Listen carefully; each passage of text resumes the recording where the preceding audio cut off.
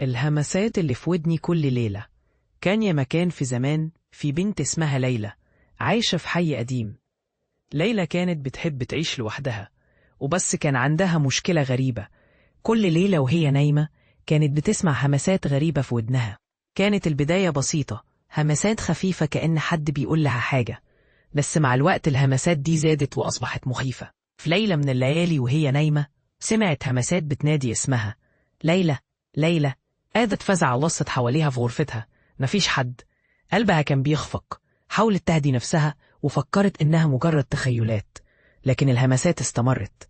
كل ليلة تكررت القصة لحد ما بقت مش قادرة تنام. قررت ليلى تكلم جارتها الست فاطمة اللي كانت معروفة بحكاياتها عن الجن والأرواح. لما روت ليلى القصة الست فاطمة بصت لها بقلق وقالت يمكن في روح عاوزة توصل لك رسالة.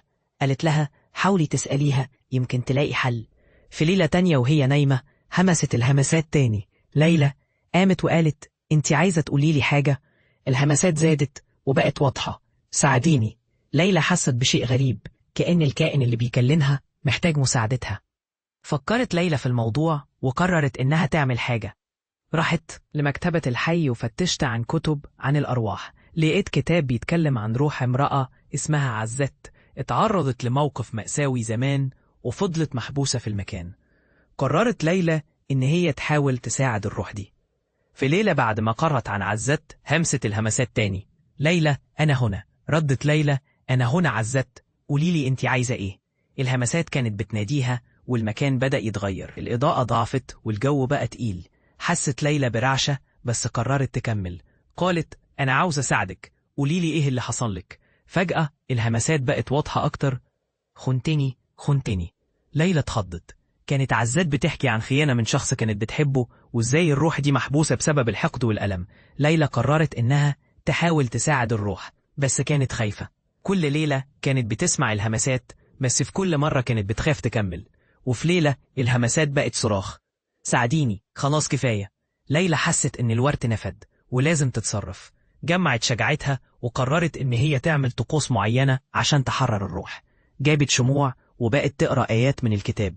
فجأة الجو بقى هادي والهمسات اختفت. ليلى حست بشيء غريب، كأن حاجة تفكك. في الصباح صحيت على ضوء الشمس وكأنها ولدت من جديد. حست براحة والهمسات ما تبقاش موجودة. كان اليوم الأول من حياتها الجديدة. لكن بعد أسبوع وفي ليلة هادية وهي نايمة سمعت صوت من جديد.